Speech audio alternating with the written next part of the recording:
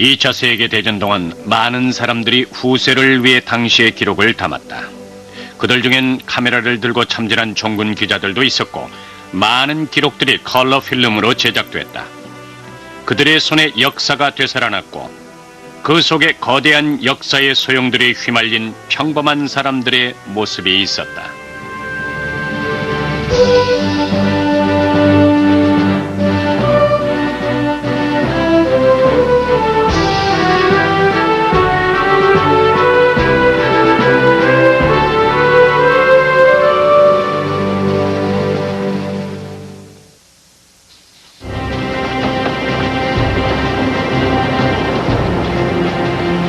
이 차 대전 당시 미군 병사들은 그 어느 때보다 혁신적으로 개발된 장비로 무장한 채 전투에 참여했다. 두 손에 소총을 쥐고 부대 휘장이 달린 군복을 입은 그들은 그 자체로 인간 병기나 마찬가지였다. 군복에 붙어있는 휘장들은 그들의 지위와 소속을 나타내는 표식이었다. 그리고 가슴에 달려있는 훈장은 그들이 전장에서 세운 공을 나타내는 명예의 상징이었다. 하지만 그 위에 완전 군장을 하면 거의 50kg에 달하는 무게를 견뎌야 했다. 몸을 제대로 가누기도 힘든 무게였지만 그들에겐 생명선이나 마찬가지였다. 군인들은 지급된 장비와 혼연일체가 됐고 그것을 어떻게 이용하느냐에 따라 삶과 죽음, 나아가 승리와 패배가 결정됐다.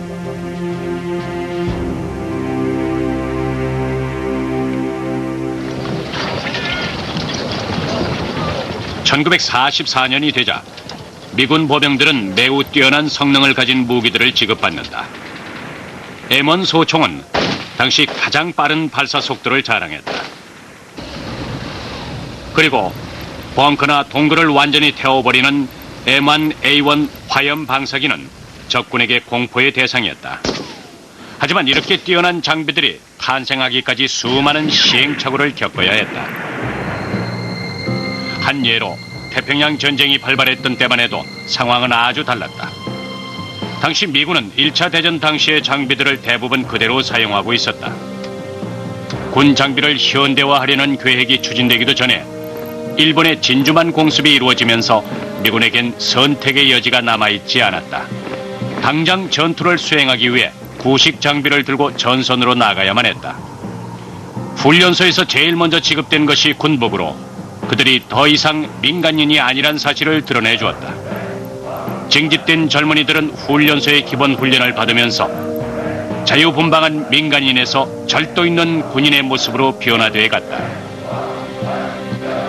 새 군복이 땀과 먼지에 절어갈수록 그들의 모습도 더욱 늠름해졌다. 당시 병참 장교들은 수백만 명을 위한 재단사로 불렸는데 당시 군복에 대해 이렇게 말하고 있다. 신병들은 새 군복을 지급받았는데 그들에게 딱 맞게 재단된 것이다. 물품 보급을 담당하는 우리들이 세심하게 사이즈까지 잘 맞춘 세계 최고의 제복이라 할 수 있다.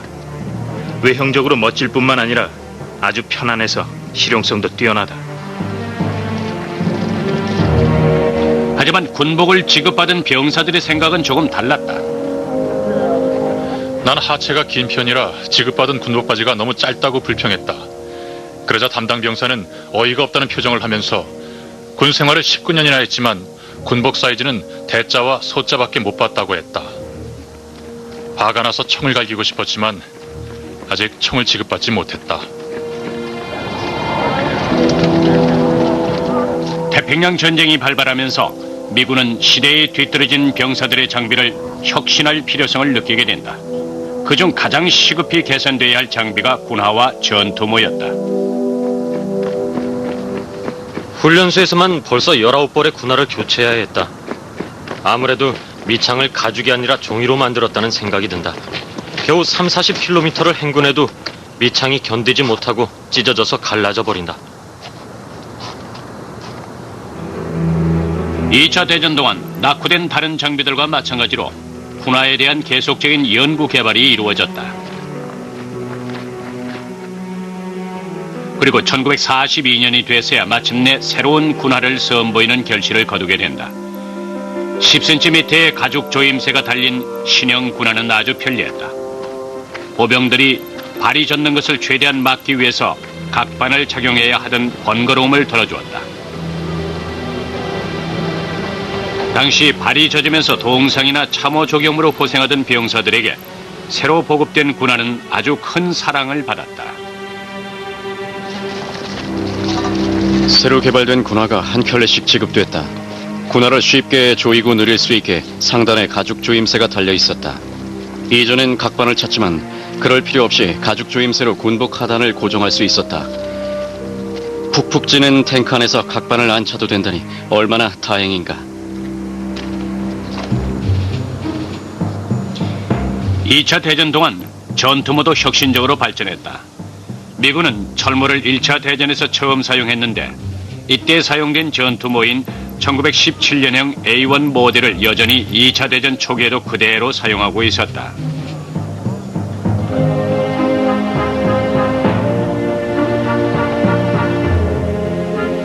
하지만 1917년형 A1 철모는 내구성이 떨어져서 안전하지 않았다. 더구나 착용력이 떨어졌을 뿐만 아니라 턱 조임새는 쓸모가 없는 장신구나 마찬가지였다. 그놈의 턱 조임새는 아무짝에도 쓸모가 없었다. 턱을 조여도 전투모가 앞으로 흘러내려 뒤통수에 총을 맞고 얼굴에 큰 구멍이 난 채 즉사할 수도 있었다. 만일 턱끈을 조이지 않으면 전투모가 튕겨져 날아갔다. 그래도 그게 낫다. 쓰고 있으면 오히려 더 위험하다. 1930년대부터 미군은 기존의 전투모를 개선하기 위한 대대적인 연구에 착수했는데 마침내 강철 재질의 외피와 플라스틱 재질의 내피로 구성된 전투모를 개발하는 데 성공했다. 이중으로 된 전투모는 당시로서는 획기적인 발상으로 바로 이것이 1941년 후반 선을 보인 M1 전투모다. 강철 외피는 당시 전차에 차체로 사용되던 합금을 섞어 방탄력을 높였다. 이 때문에 M1은 선을 보이자마자 모든 미군 부대에서 널리 애용하게 된다. 당시 불과 3년 동안에 1200만 개 이상이 생산됐는데 미군들은 그 제작자들조차 상상하지 못했던 다양한 용도로 M1을 이용했다. 우리 철모는 정말 용도가 다양하다. 계란 프라이는 물론 계란을 삶을 수도 있고 커피물도 끓인다. 탱크에서 못 빠져나올 땐 거기에 볼일을 봤다. 그리고 전투를 마치고 나오면 바로 거기에 밥을 타서 먹는다. 미군은 모두 똑같은 전투모와 군화를 신고 있었지만 군복 위에 붙어있는 휘장들은 병사들마다 다를 수밖에 없었다. 군복 위에 붙여진 휘장들을 잘 살펴보면 소속 부대나 계급을 쉽게 알 수 있었는데 그 휘장들 하나하나가 그들의 얼굴이나 마찬가지였다. 사병들의 계급장은 군복 양 어깨 위에 천으로 덧대어졌다. 하지만 금속 재질인 장교들의 계급장은 그들의 높은 신분을 드러내며 군복깃 위에 붙여졌다. 하지만 사병들의 계급장은 사병들 자신에게 훈장이나 다름없었다. 어젯밤 새 계급장을 받아서 오늘 군복에 달러갔다. $2 30센트를 지불하니 기술자가 어깨 위에 아주 반듯하게 달아줬다. 새 계급장을 붙이고 나니 절로 어깨가 으쓱해졌다. 정말 뿌듯하다. 미군 규정에 따르면 병사들은 계급장이 부착된 군복을 늘 착용하도록 되어 있지만 이 규정이 항상 지켜질 수는 없었다. 더구나 계급장 때문에 적군의 표적이 될 수도 있었다. 난 상사였지만 겉보기에 다른 사병들과 차이가 없었다. 절대로 계급이 드러나지 않도록 해야 한다. 내 계급이 노출되면 적은 나를 먼저 공격할 것이다. 군복 어깨 위에는 계급장 외에 소속 부대를 나타내는 부대 휘장이 붙어 있었다. 각 육군과 해병 부대원들은 독특한 모양의 부대 표식을 가지고 있었는데 부대 휘장은 대원들에겐 영광의 상징이었다. 우린 아주 강한 전투부대였는데 독일군도 그 사실을 잘 알고 있었다. 탈취한 독일군 문건을 보면 미군의 각 부대 표식을 알 필요가 있으며 특히 제28 보병사단의 붉은색 부대 표식은 반드시 알아야 한다고 기록돼 있었다고 한다. 우리 부대의 붉은 표식을 보고 독일군은 우릴 피양동이 부대라고 불렀다. 입대하면서 병사들이 지급받았던 기본 물품 중에 2개의 작은 금속판으로 만들어진 군번줄이 있었다. 각 금속판엔 해당 병사의 신상 정보, 즉 성명과 군번, 소속 부대와 입대 날짜가 찍혀 있었다. 군번줄은 신분증이나 마찬가지였다. 시신 처리반에서 전사자를 처리할 때 군번줄에서 금속판 하나를 제거한 후 전사자 통고를 위해 이용하고 나머지 하나는 시신을 구분하도록 남겨졌다. 당시 군인들은 목에 두르고 다니던 군번줄을 대목줄이라고 부르곤 했다. 2차 대전 초기 연합군의 각국 사령부는 전 부대가 통일된 군복과 개인 장비를 사용해야 한다는 단순한 발상을 고집하고 있었다. 하지만 전쟁이 계속되면서 지역에 따라 부대가 당면한 상황은 아주 달랐다.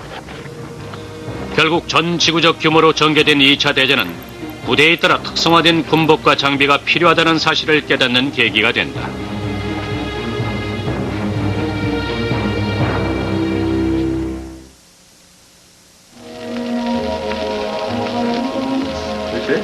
고국의 잡지를 보면 멋진 미군 병사만 나오네. 반듯하게 다려진 군복에 번쩍이는 군화를 신고 있지. 그들을 보고 있으면 왜 영화배우 생각이 날까? 당연하지. 여기 우린 땀과 피에 절어 있으니.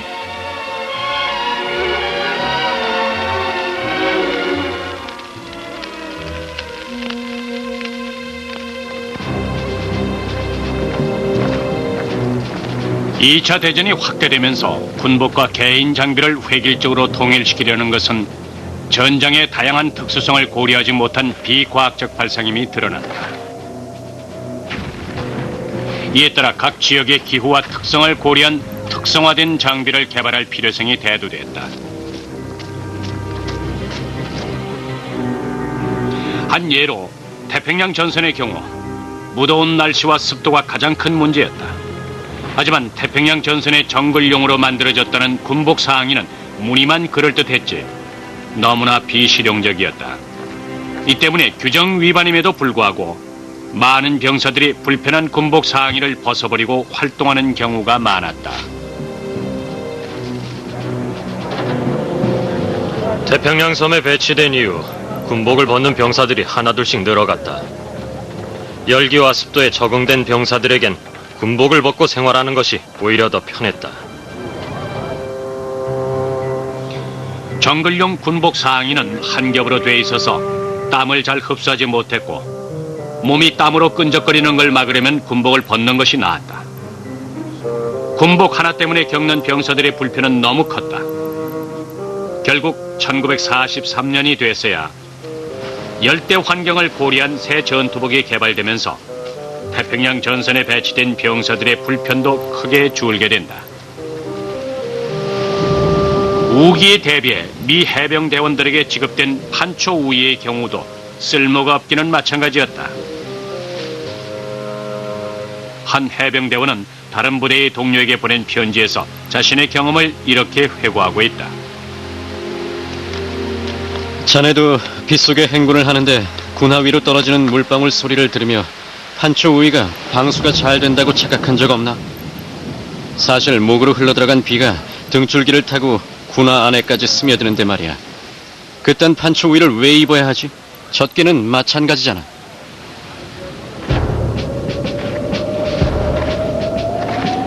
하지만 연합군에게 가장 가혹했던 기후는 서부 유럽의 산악지대에서 맞게 되는 살을 내는 혹한의 겨울 날씨였다.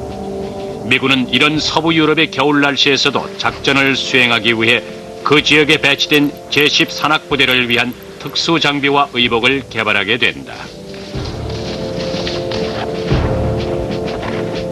우리는 보병들에게 지급되는 기본 장비 외에 침낭과 산악용 텐트, 그리고 스키 장비와 암벽 등반 장비, 거기에 난로까지 운반해야 했다. 그런 생활을 3개월쯤 하자 하중을 이기며 산을 타는 것이 조금 익숙해졌다. 미군이 개발한 방한복은 당시로서는 획기적인 발상을 도입한 것으로 여러 벌을 겹쳐 있는 것이 방한에 효과적이라는 원리를 응용했다. Now you see the ski trooper completely dressed in his white outer protective shell, which also serves as a very effective camouflage while traveling over snow-covered terrain. 여러 겹으로 구성된 새 방한복 세트가 1944년 겨울 미 제13학 부대를 비롯해 여러 부대에 보급됐다. 투박해 보이는 외관에도 불구하고 보급된 방한복은 많은 장병들에게 인기가 있었다. 새벽이 밝기 전에 눈을 떴다. 기온이 많이 떨어졌지만 우리에겐 방한복이 있다. 양무로 만든 셔츠와 바지, 두꺼운 양말, 목이 두터운 스웨터, 그리고 방수복 상하이 한 벌. 거기에 자켓과 양무 목도리까지 있다. 전투모 안엔 목과 귀를 완전히 덮을 수 있는 울모자까지 썼다. 우리의 모습은 눈싸움을 하러 나가는 개구쟁이 애들처럼 보였다. 이 방한복 덕분에 많은 미군 병사들이 혹한의 날씨를 견딜 수 있었다. 이 방한복이 없었다면 유럽의 매서운 겨울 날씨를 견뎌내며 작전을 수행하는 것이 거의 불가능했을 것이다. 2차 대전 당시 대규모의 병력을 신속하게 먼 거리에 이동시키는 것도 승패에 영향을 미친 중요한 요소 중의 하나였다. 먼저 도착한 부대원들은 보급품이 도착할 때까지 견뎌야 했기 때문에 지급된 개인 장비의 무게가 아주 많이 나갔다. 이 때문에 해병대원들은 이런 군가를 부르기도 했다. Get your gear on, we're moving out again. Keep your five-pace interval and keep your voices thin. It's the word we hate to hear when we lay down all our gear. Get your gear on, we're moving out again. 2, 3, 4. 침투 부대는 보통 두 가지 형태로 구분됐는데 해상을 이용하는 상륙부대와 낙하산이나 글라이더를 이용하는 공수부대가 대표적이었다. 공수부대의 경우 공중 낙하를 해야 하는 만큼 특수 장비가 필요했다. 헬멧은 턱 조임끈을 더욱 개선한 신형 M1 전투모를 사용했는데 착륙 시 충격을 흡수할 수 있는 내피가 한 겹 더 부착되어 있었다. 낙하산 부대원의 군화는 충격 방지용 밑창에 착륙 시 발목을 보호할 수 있도록 목을 견고하게 만들었다.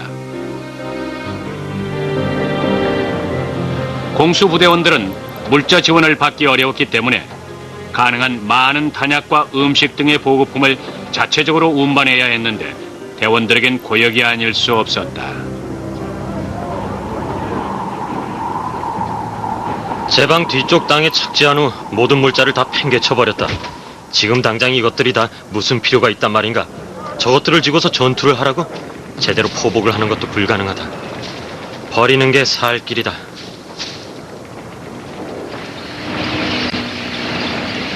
상륙부대원들도 엄청난 무게의 장비를 견뎌내야 했다. 무전기, 탄약과 폭발물 등의 장비들은 방수 처리를 해야 했기 때문에 무게가 더 나갔다. 당시 상륙부대원들의 개인 장비는 거의 60kg에 육박했는데 이 하중 때문에 병사들이 예상치 못한 죽음을 맞는 경우도 있었다. 해안에서 30m 떨어진 지점에서 상륙정이 모래톱을 들이받았다. 해안에 도착했다고 판단한 인솔자가 어서 내리라고 고함을 질렀다. 하지만 수심이 3m는 좋게 됐고 우린 모두 공포에 질렸다. 수영을 못하는 병사들은 총 한 번 쏘지 못하고 그렇게 물에 빠져 죽었다. 2차 대전이 격렬해지면서 해병대 같은 상륙부대원들은 임무에 맞게 군복과 장비를 개조할 필요성을 느낀다. 작전 시간이 임박해오자 턴 상사가 장비를 챙기라는 명령을 내렸다. 스파르코스키와 난 이런 때를 위해 준비해둔 큰 호주머니가 달린 군복 바지를 입었다. 그리고 수류탄과 담배를 잘 챙겨 넣었다. 호주머니를 크게 만들길 잘했다. 하지만 상륙정 안에서 군복 바지를 입고 있는 대원은 우리 2사람뿐이었다. 상의 호주머니엔 성경책을 집어넣었다. 군복이나 기타 장비들도 중요하겠지만 전쟁터에서 무기가 없는 병사는 전혀 쓸모가 없다. 무기가 군인에게 생명과 같다는 것은 너무도 자명한 사실이다.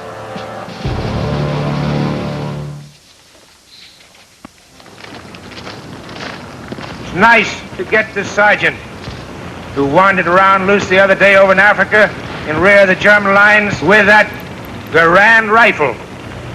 I said Garand rifle. He knocked off 10 Germans in a row, all in less than 4 minutes.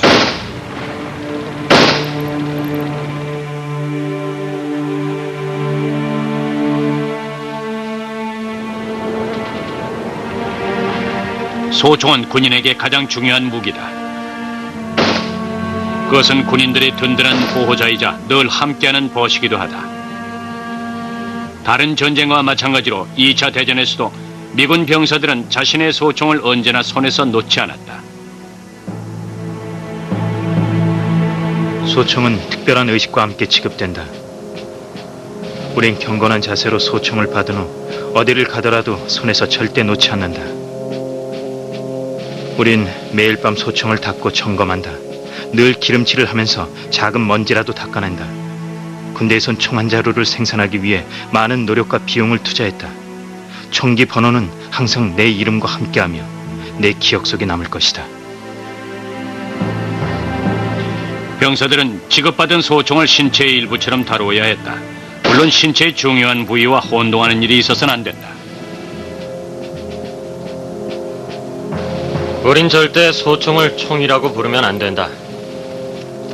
소총을 쥐고 걷다가 누굴 만나면 이렇게 말한다.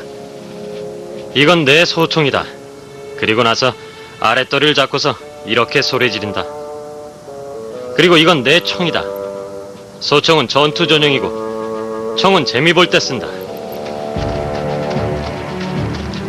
2차 대전 초기까지도 미군은 1903년형 스프링필드 소총을 30년 가까이 주력 소총으로 사용하고 있었다.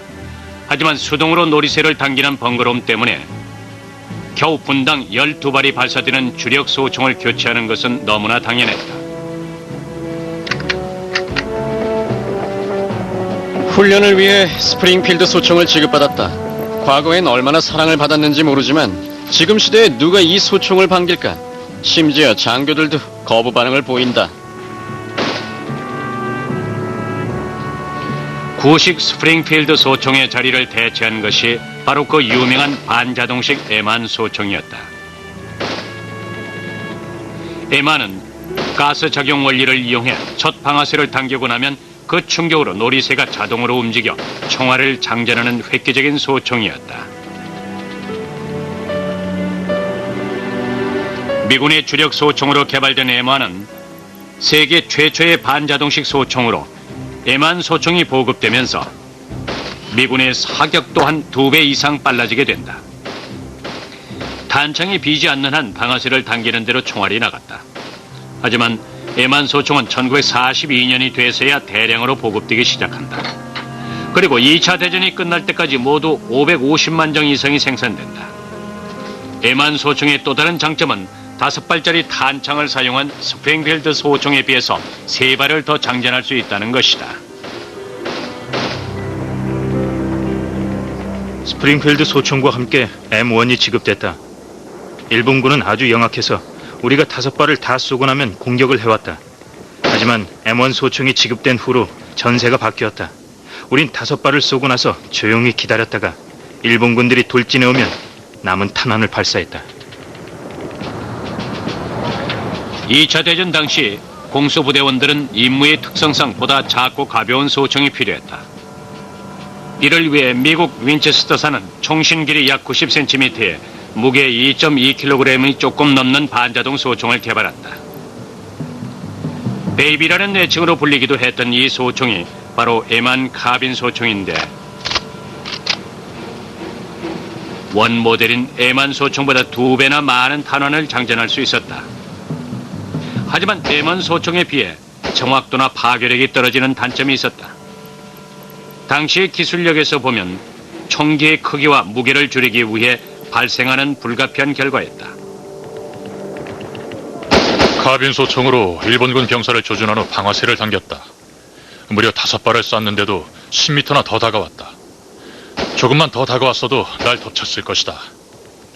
나중에 카빈 소총을 병참 장교한테 반납했다. 전혀 재구시를 못했으니 말이다. 그때부터 난 콜트 45를 사용하고 있다.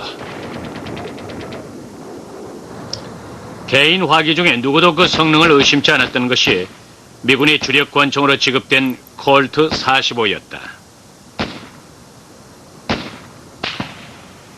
1904년 첫 모델이 생산된 이래 2차 대전까지 많은 인기를 얻었던 권총이다. 방어용 무기였지만 크기에 비해서 파괴력이 뛰어났다. 하지만 사격 후 반동이 컸기 때문에 조준이 쉽지 않아서 가까운 거리에서 그 성능을 발휘했다. 그렇지만 휴대가 간편하고 9발짜리 탄창을 사용한 것이 큰 장점이었다. 원래 권총은 부대원들에게 수신호로 명령을 내려야 하는 장교들에게만 지급됐다.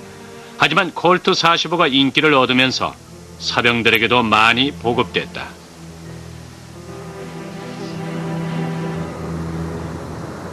콜트 45를 지급받을 수 있다는 소식을 전해 듣고 너무나 기뻤다.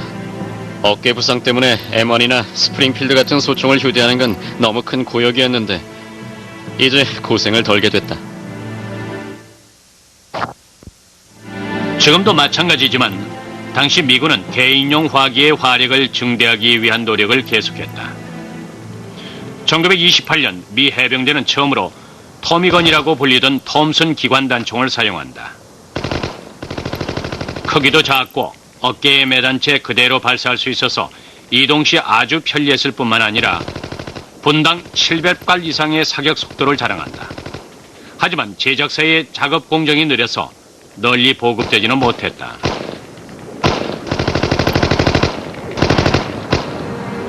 어쨌든 2차 대전 때부터 병사들에게 꽤 다양한 총기들이 지급되기 시작했다. 하지만 개인용 화기 중엔 중화기도 있었다. 중화기 하나만 있어도 한 명의 병사가 적군의 군대 병력 전체를 순식간에 전멸시킬 수 있었다.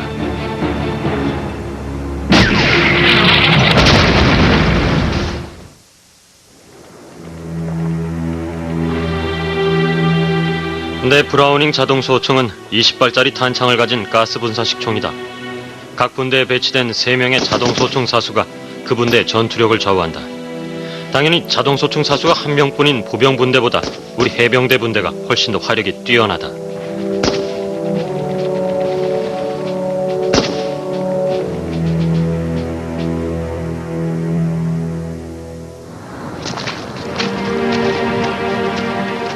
(2차) 대전 동안 미군의 각 지상 부대인 최고의 화력을 자랑하는 무기가 지급됐다. 그리고 이 개인용 화기 중에서도 엄청난 파괴력을 가진 중화기들이 있었다. 당시 미군 부대에서 이런 중화기들은 필수품이나 마찬가지였는데 미군 병사들은 그것들을 걸어다니는 천둥이라고 부르곤 했다. 그중 큰 인기를 얻었던 무기가 바로 브라우닝 자동소총, 즉 BAR이었다. 브라우닝 자동소총은 이미 1900년대 초에 개발됐지만 1940년대까지도 이를 대체할 만한 화기는 나오지 않고 있었다. 2차 대전 때까지도 BAR이 사랑을 받은 이유는 엄청난 파괴력과 단발 사격 시의 높은 정확도 때문이었다. 하지만 장시간 사격을 하면 총신이 과열돼 정확도가 떨어졌고 20발짜리 탄창을 자주 갈아야 하는 문제가 있었다. 더구나 무게도 9kg이나 나가서 지원 화기로만 활용됐다. 자동소총 사수인 나는 9.5kg짜리 자동소총과 탄창 12개, 휴대식기 2개, 야전 배낭, 그리고 휴대식량과 45구경 권총까지 지니고 있었다. 모두 합하면 그 무게가 거의 40kg을 육박했다. 정말 무거웠다. 다른 중대의 자동소총 사수 한 명은 총을 맞고 쓰러졌다. 하지만 표적이 된 적병을 제거하는 데 BAR이 제격이었다. 우리는 2층으로 올라가서 창밖을 내다봤다. 불과 6m 떨어진 곳에 또 다른 집이 보였다. 거기 창문에서 적군 2명이 우리를 보고 있었다. 자동소총 저격수는 자신이 할 일을 알고 있었다. 그는 3초 만에 20발을 난사해 적군 2명을 모두 쓰러뜨렸다.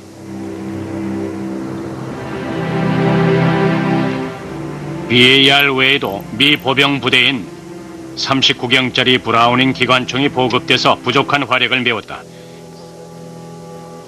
기관총의 가치는 1차 대전에서 입증됐지만 순행식이 대부분인 구식 기관총들은 무게가 너무 나가서 병사들이 장거리를 운반하기가 힘들었다. 공기 냉각식인 새 브라우닝 기관총도 무게가 14kg이나 나갔지만 총과 삼각대를 분리할 수 있어서 운반하기가 편했다. 우리 부대는 사격 훈련을 계속 반복하고 있다. 내 몸무게도 65kg에서 74kg으로 늘었다.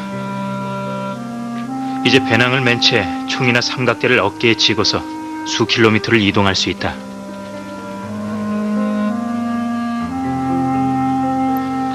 분당 500발 이상을 발사할 수 있는 39경 브라우닝 기관총의 도입으로 미 보병의 개인용 화기는 그 파괴력을 증대시킬 수 있었다. 하지만 적군의 기관총과 비교하면 몇 가지 중대한 결함이 있었다. 독일군이 사격을 해올 땐 정말 빠르다. 독일군은 몇 초 만에 총신을 교체할 수 있기 때문에 우리처럼 느리지 않다. 놈들은 버튼만 누르면 총신이 빠지고 다른 것으로 교체할 수 있다. 하지만 우리는 총을 내려놓고 총을 분리해 총신을 빼낸 다음 새 것을 끼워서 다시 잘 조정해야만 했다. 총알이 빗발치는데 그런 식으로 시간을 허비해야 한다. 화가 날 지경이다. 보병들이 운반했던 중화기에 자동 소총이나 기관총 같은 총기류만 있었던 것은 아니다. 수류탄도 미 육군 지상부대에 널리 보급돼 있던 무기다. 미군은 작은 파인애플 모양의 M2A1 세열 수류탄을 사용했는데 그 무게가 600g 정도였다. 짧은 거리에서 손으로 던지거나 먼 거리의 표적을 겨냥해 M1 소총으로 발사가 가능했다. 외관이 충격을 받으면 작은 파편들로 분리됐는데 치명적인 금속 파편이 45m까지 날아갔다. 하지만 이런 폭발물을 몸에 지니는 것 역시 위험한 결과를 초래할 수도 있었다. 우리는 수류탄을 가슴에 달고 다녔다. 어느 날 밤 동료 한 명이 참호를 파고 있었다. 그때 잘못해서 수류탄의 안전핀이 빠지고 말았다. 그는 전우들을 보호하기 위해 수류탄 위에 몸을 던졌고 그 자리에서 즉사하고 말았다.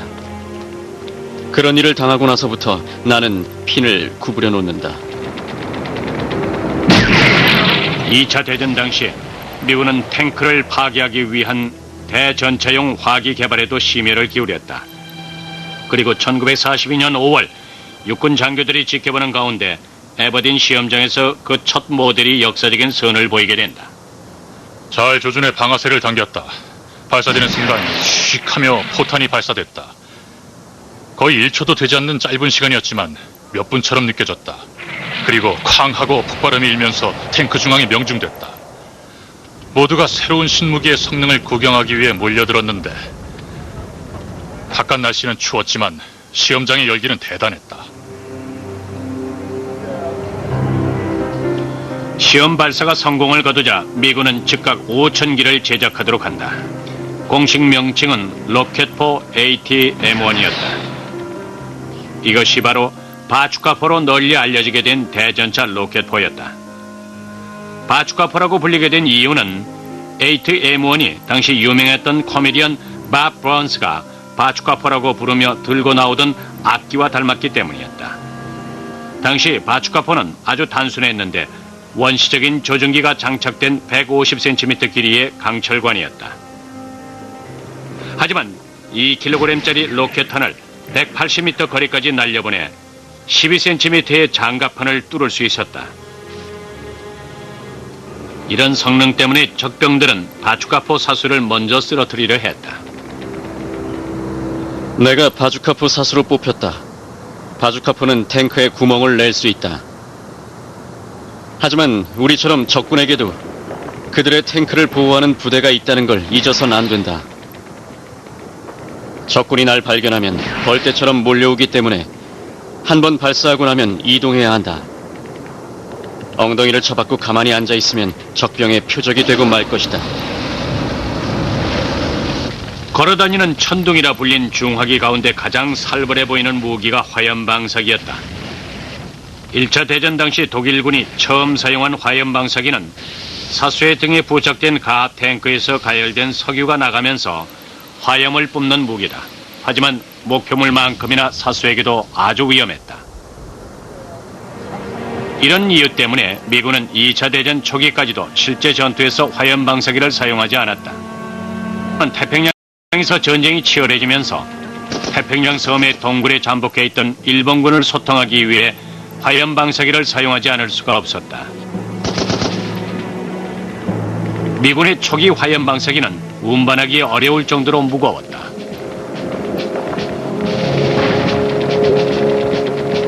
전장에 도착하자 새 화염방사기의 조작법을 배울 지원자가 2명 필요하다고 했다. 오늘 훈련에서 바로 실제 훈련을 한다고 해서 내가 자원했다. 30kg이 나가는 그놈을 치고 나니 몸을 가누기가 쉽지 않았다. M1A1 화염방사기는 당시 개발됐던 네이팜탄의 재료인 농축된 혼합 휘발유를 사용했다. 1943년 1월 M1A1 화염방사기가 과달카날 전투에 처음으로 실전 투입되자 동굴 안에 숨은 적병을 진압하는 데 효과적이라는 사실이 증명된다.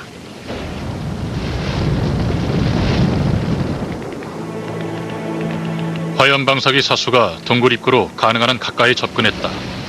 곧 화염방사기가 불을 뿜으면 안에 있는 적병이 비명을 지를 것이다. 하지만 그것도 잠시일 뿐이다. 화염을 맞으면 거의 순식간에 불에 타 죽는다. 미군이 아무리 최신 무기들을 보유했다 해도 전쟁터에선 어떤 일이 벌어질지 누구도 예측할 수 없었다. 만일 무기가 떨어진다면 어떻게 되겠는가? 이런 최악의 상황에 이르면 가장 원시적인 무기가 사용될 수밖에 없을 것이다.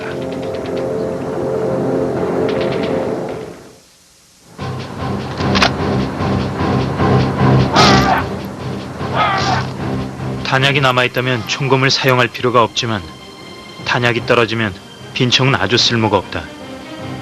총검을 들고 싸우는 건 피하고 싶은 일이지만 그런 상황이 닥치면 잘 훈련받은 자가 살아남을 것이다.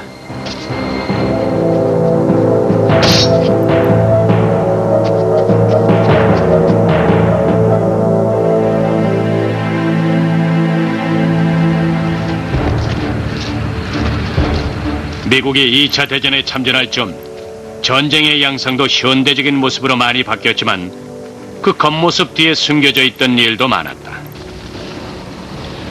한 예로 당시 병사들에게 최신 무기들이 지급되기는 했지만 가장 원시적인 무기인 칼을 들고 자신들의 용맹성을 증명해야 할 상황을 완전히 피할 수는 없었다. 이 때문에 강철날을 가진 총검은 미군 부대에 지급된 가장 중요한 무기의 하나였다. 더구나 기본 훈련 중에도 필수 무기로 강조됐지만 많은 신병들은 총검이 시대에 뒤떨어졌다고 생각했다. 전장에서 착검이란 명령을 듣게 되는 상황은 없을 것이라고 판단했던 것이다. 착검이란 말을 들었을 때 순간 너무 놀랐다. 1차 대전 때나 사용하던 무기가 아닌가. 우린 총검을 통조림을 딸 때나 사용했다. 가끔은 존 웨인을 흉내내면서 칼을 나무에 던지기도 했다. 나는 착검이라고 소리를 지르며 장난을 친 중위의 얼굴을 한 대 치고 싶었다. 우리가 칼을 들고 싸우는 전투를 하고 싶겠는가? 하지만 원한다고 해서 그런 전투를 피할 수 있는 것은 아니다. 육군과 공군 그리고 해병대원 모두에게 1대1 전투에 대비해 단검이 지급됐다. 그리고 미군 특수부대원들은 영국 특수군 단검을 개조한 칼을 지급받았다. 찌르는데 아주 효과적이도록 제작된 날카로운 이 양날 단검은 순식간에 상대에게 치명상을 입힐 수 있었다. 적과 전투를 치른 어느 병사의 경험담을 들어보자. 적병이 갑자기 덮쳐드는데 손에 총을 들고 있었지만 참호가 너무 비좁아서 총을 쏠 상황이 못 됐다. 그 순간 코만도 칼이 생각났다. 칼을 꺼내서 온 힘을 다해 적군의 배를 찔렀다. 칼을 뽑을 때 오른팔 위로 뜨거운 피가 쏟아져 내렸다. 적병의 몸이 늘어지더니 땅으로 고꾸라졌다. 난 비틀거리며 구토를 했다. 근접 상황에서의 이런 치열한 전투에서 목숨을 잃지 않는다면 용맹성을 증명하게 될 것이다. 만일 살아남게 된다면 작은 장식품에 불과할지도 모르지만 훈장을 받을 수도 있다. 육해공군별로 훈장의 종류나 모양은 달랐지만 훈장을 수여하는 이유는 같았다. 모두 최악의 조건을 이겨낸 병사들에게만 주어졌다.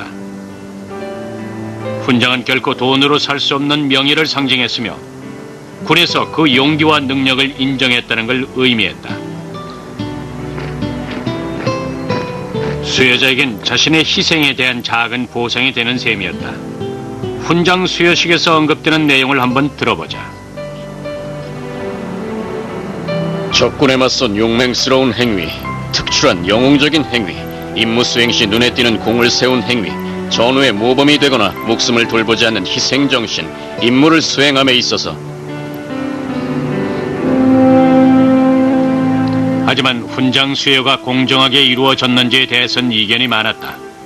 당시 훈장엔 병사들의 제대를 앞당길 수 있는 가산점이 부여됐다. 하지만 많은 병사들은 자격이 없는 전우들이 훈장을 받고서 가족에게 돌아가고 있다고 불만스러워했다. 얼마 전엔 가산점 제도가 옳다고 생각했지만 지금은 그렇게 생각하지 않는다. 후방의 병사들은 전투 경험이 전혀 없지만 우리만큼이나 많은 훈장을 받는다. 동성 훈장이나 은성 훈장을 받으면 점수를 더 얻지만 훈장을 받아야 하는 병사들이 훈장을 받지 못하고 있다. 취사병들이 음식하느라 고생한다고 동성 훈장을 받는데도 밤낮으로 전선에서 전투를 벌이는 병사들이 훈장 하나 받지 못하고 있다. 매일같이 목숨을 걸어야 하는 병사들에게는 정말 부당한 제도다.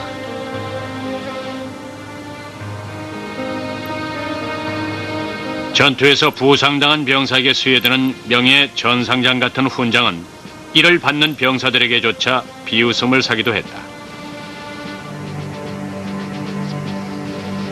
작은 폭탄 파편에 맞았다. 야전 병원에 들렀더니 군의관이 내가 피를 흘리는 걸 보고 붕대를 감아주더니 내 이름을 일지에 기록했다. 이렇게 해서 명예 전상장을 받게 됐다. 기가 찼다. 지금까지 10번 이상 파편을 맞은 적이 있지만 내가 직접 붕대를 감고 이름 같은 건 적은 적도 없었다. 그럴 시간이 어디 있겠는가. 이런 상황 때문에 훈장을 받지 않은 병사들이 훈장을 우습게 생각하는 일까지 벌어졌다.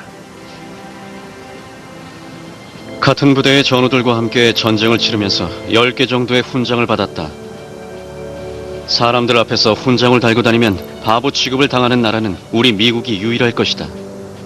프랑스, 영국, 러시아 군인들은 자랑스럽게 달고 다니는데 우린 왜 안 되는가? 하지만 2차 대전에서 군인들을 빗발치는 총탄을 뚫고 돌진하게 한 힘은 훈장이나 무기가 아니었다. 병사들의 강한 정신력과 용기가 없었다면 아무리 뛰어난 첨단 무기와 전투 장비라 하더라도 전혀 쓸모가 없었을 것이다. 단지 훈장은 그들이 전장에서 보여준 희생과 용맹성을 치하하는 작은 선물이었을 뿐이다.